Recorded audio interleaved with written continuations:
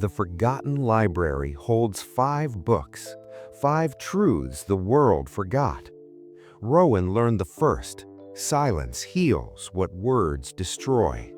But 4 books remain on their pedestals, waiting for those brave enough to face what they've forgotten. This is the story of the second book, the Book of Mirrors.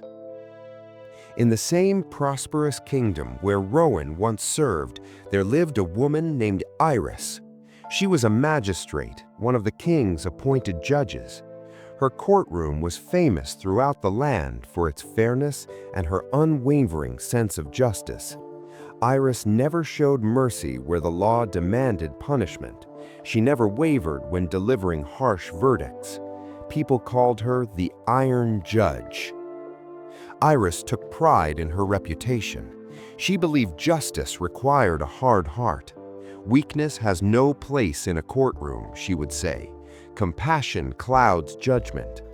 Every day, people stood before her: criminals, debtors, those accused of breaking the kingdom's laws.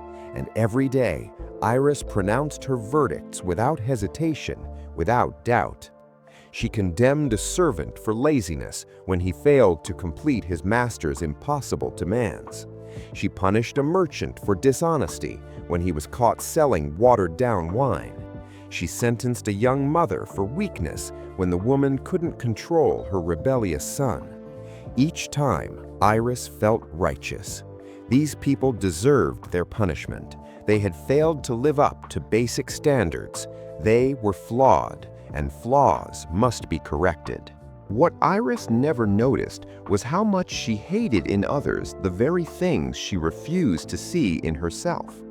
The lazy servant reminded her of mornings when she didn't want to rise for court. The dishonest merchant reflected times she had bent truth to win arguments. The weak mother echoed moments when Iris herself felt powerless but hid it behind authority. One morning, Iris arrived at her courtroom to find something impossible. Where her wooden judge's bench had stood, there now sat an enormous mirror. Its frame was silver, carved with strange symbols that seemed to move when she wasn't looking directly at them. The mirror's surface shimmered like water. Iris approached cautiously. Her reflection appeared, but something was wrong. The woman in the mirror wore her judge's robes, but her face looked different, tired, uncertain, afraid. Iris blinked, and the image returned to normal. A trick of the light, she told herself. The first case of the day was brought before her, a baker accused of selling underweight bread. As Iris prepared to pronounce judgment, she glanced at the mirror. Her reflection wasn't looking at the baker, it was looking at Iris, and the reflection was shaking its head. Iris felt a chill, but continued. "You have cheated your customers," she declared. "You will pay a fine and—" The moment she spoke, the mirror's surface rippled. Iris felt dizzy, the courtroom spun, and suddenly she wasn't standing at the judge's bench anymore. She was standing behind the baker's counter. Flour dusted her hands. Her back ached from hours of kneading dough. A nobleman entered, demanding bread. 2 full loaves for half price, he commanded. The king himself has requested it. The baker, no, Iris in the baker's body, knew that selling at that price meant her family wouldn't eat tonight. But refusing a nobleman's demand could mean losing her shop entirely. Iris felt the impossible choice crushing her: make bread slightly lighter to survive, or watch her children go hungry while maintaining perfect honesty. For the first time, she understood the baker hadn't cheated out of greed.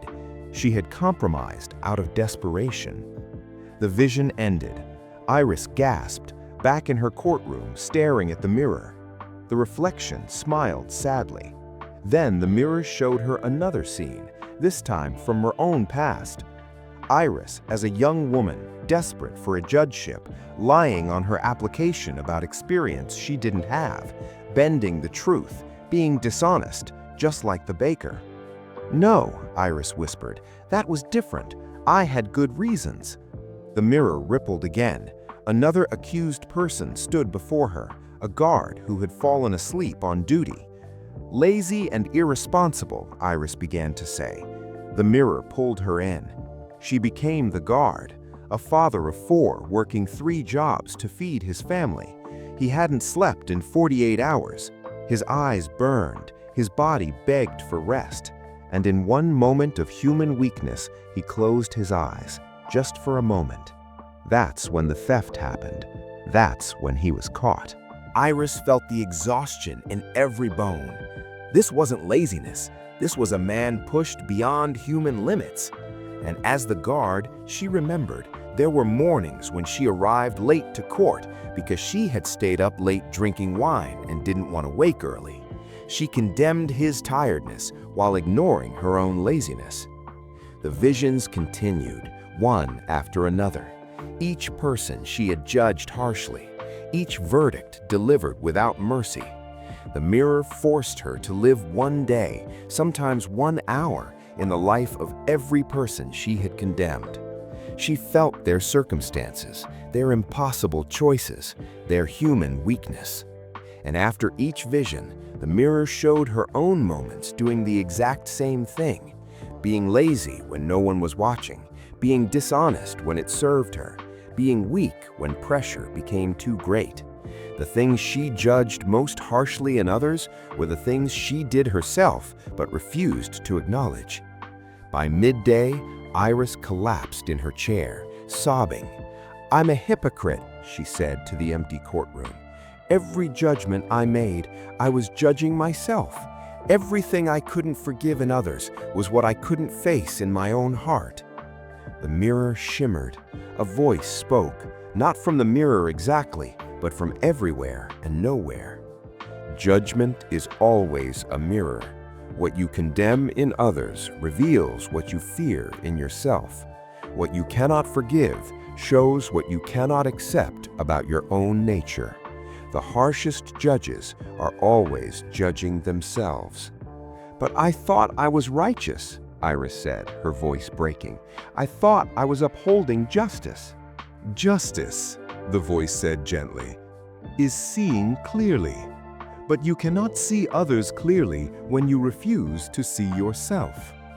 Every flaw you noticed in others was a flaw you noticed in yourself and hid behind judgment. You made others pay for your own guilt."